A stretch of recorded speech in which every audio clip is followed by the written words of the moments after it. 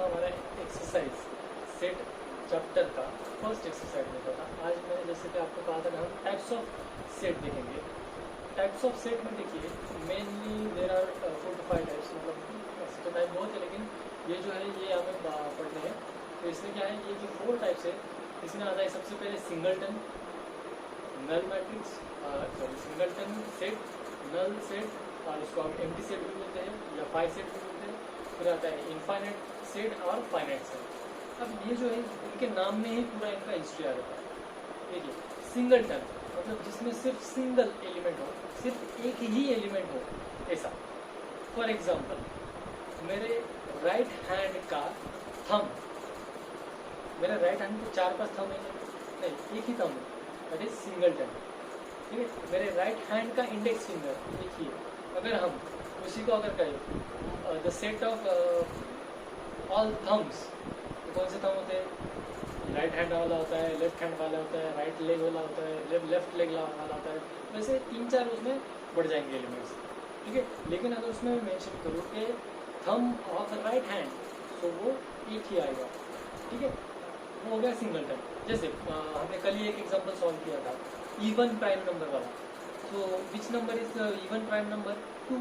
वैसा एक ही single number है जो इवन प्राइम नंबर है। ठीक है, तो ऐसे यहाँ पर बहुत सारे कुछ सिंगलटन सेट होते हैं।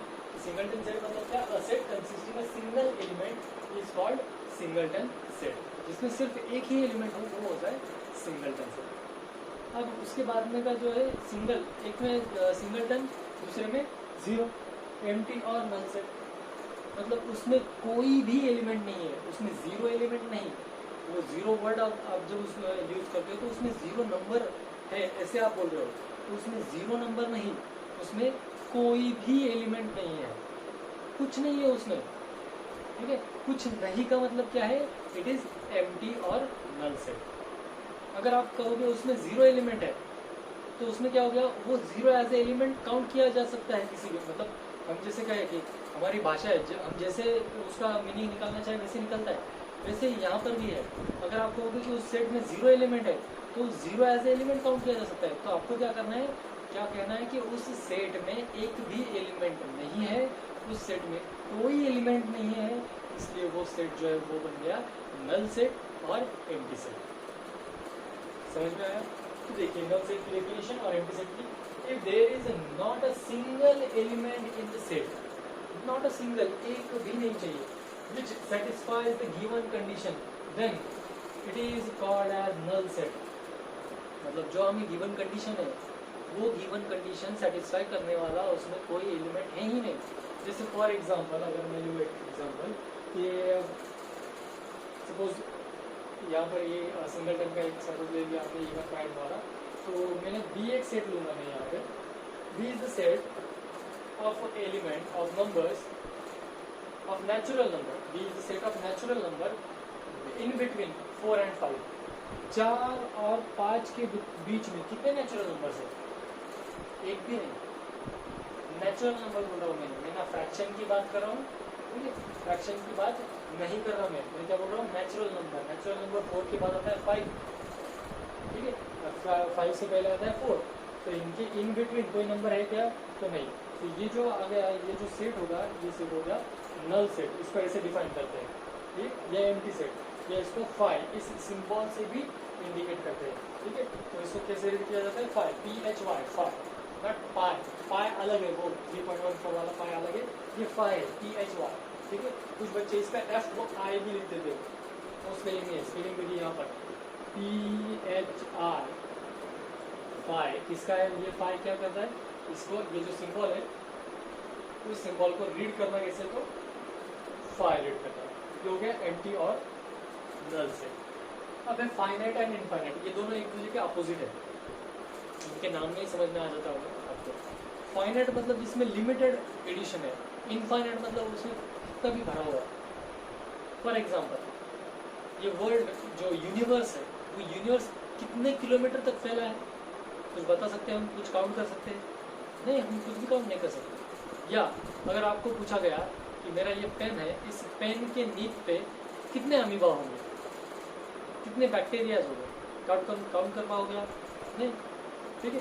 वैसे ही जो क्वांटिटी जो सेट के जो एलिमेंट्स, एक सेट के जो एलिमेंट्स हम काउंट कर सकते हैं या जो लिमिटेड है वो होता है फाइनाइट सेट, और जिस सेट के एलिमेंट्स हम काउंट ना कर सके मतलब अनकाउंटेबल, ठीक है, इनफाइनाइट हो या अनकाउंटेबल हो, जिसको हम काउंट ना कर पाए, जो अनलिमिटेड है, वो बन जाता है इनफाइनाइट सेट। जैसे सेट ऑफ नेचुरल नंबर कहाँ से स्टार्ट होते हैं? 1 से स्टार्ट होते हैं, वी नो दैट।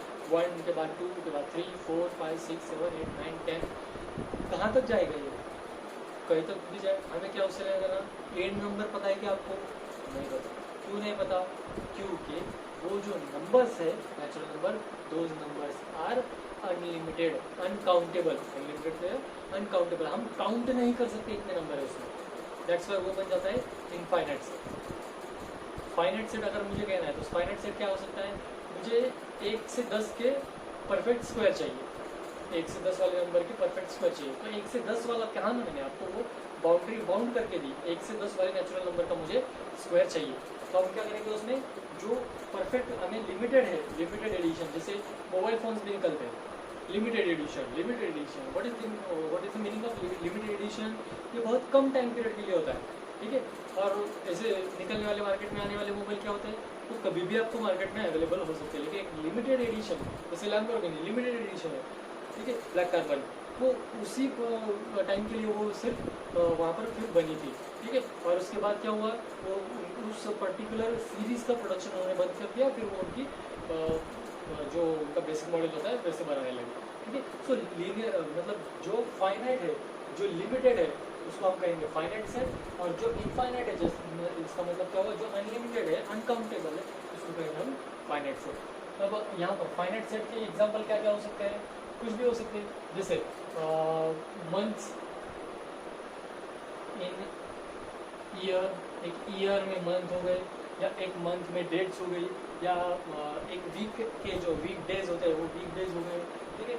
या फिर हमारा क्या कहें हम, the fingers of my hands countable है ना, या किसी को है इनफाइनाइट फिंगर हाथ में, है ना, तो 10, किसी को 10 रहेंगे, किसी को 11 रहेंगे, किसी को 12 रहेंगे, ठीक है, लेकिन काउंटेबल है, ओके।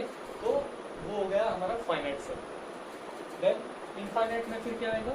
इनफाइनाइट में मतलब जो काउंट नहीं कर सकते वो, अगर ऐसे आपको दिखाओ तो वो हो गया सबसे पहले the set of natural number जो हमने लिया था,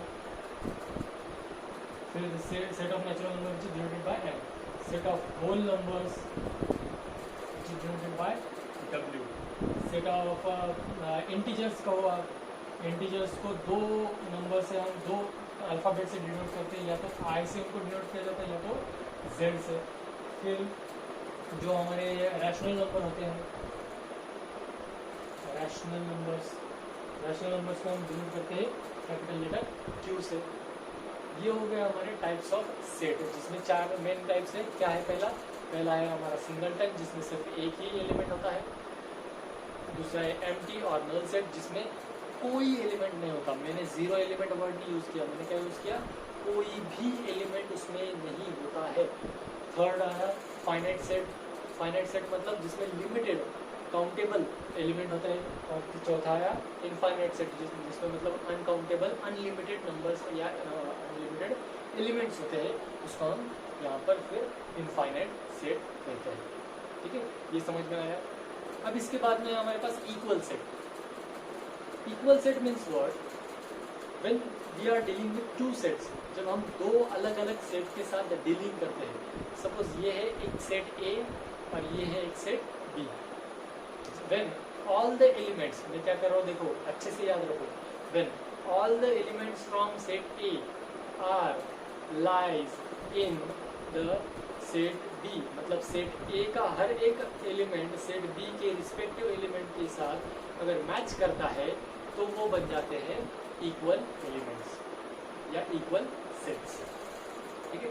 ऐसे सेट जिनमें के हर एक एलिमेंट को दूसरे के साथ हम मैच करके देखें तो वो इक्वल आ जाता है। जैसे हम कहेंगे weeks in a day, days in a week, हम क्या कहेंगे डेज इन अ वीक। और मैं दूसरा एक सेट लिखूंगा जहाँ जिसमें मैंने लिखा होगा Sunday Monday Tuesday up to Saturday. अब डेज इन अ वीक और संडे मंडे इन दोनों में मतलब कुछ फर्क है क्या?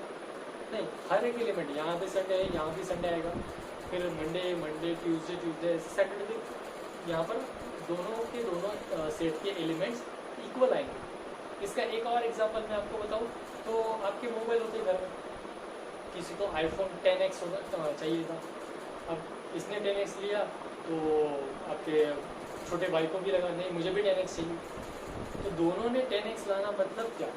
आप कैसे कहते हो कि मेरे जैसा ही मोबाइल है? Bye checking it's RAM, camera quality, उसका नाम पे सबसे पहले तो उसकी कंपनी, ठीक है।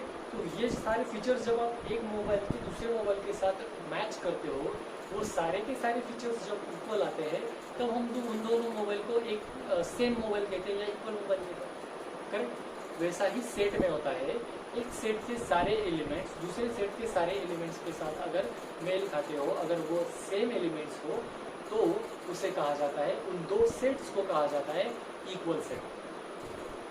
समझ में आया? ये हो गया हमारा इक्वल सेट, ठीक है। तो ये आज हमारा हो गया टाइप्स ऑफ सेट, जिसमें हमने 5 टाइप्स देखे, singleton, empty null, finite, infinite and equal sets, ठीक है। अब इसके बाद हम कल देखेंगे एक्सरसाइज 1.2 सेट चैप्टर की सेकंड एक्सरसाइज, ठीक है। तो वह एक्सरसाइज देखिए, अगर आपको ये सिंगलटन ये पढ़िए, आपके पास टेक्स्ट बुक होंगे, नहीं होंगे तो आप देखिए इंटरनेट पे जाओ, गूगल पे जाओ, गूगल पे महाराष्ट्र स्टेट बोर्ड की एक वेबसाइट है जिसपे आपको text book free of cost मिलेंगे, वहाँ पर जाइए, वहाँ पर वो टेक्स्ट बुक आप PDF में डाउनलोड कीजिए और वहाँ पर डाउनलोड करने के बाद वो टेक्स्ट बुक में पढ़िए क्या दिया है। ये मैं क्यों पढ़ने को कह रहा हूँ क्योंकि यहाँ पर आपको जब जितना ज़्यादा आप इसकी थियरी पढ़ोगे, थियरी मतलब क्या है, 4-5 तो डेफिनेशन है बच्चों, वो डेफिनेशन जब आप पढ़ोगे तब आपको समझ में आएगा कि यहाँ पर सिंगलटन का मतलब क्या है, नल का मतलब क्या है, या बाकियों का जो हमारे टाइप से उनका मतलब क्या है, ठीक है। समझ में आएगा? फिर हम लेते एक्सरसाइज 1.2।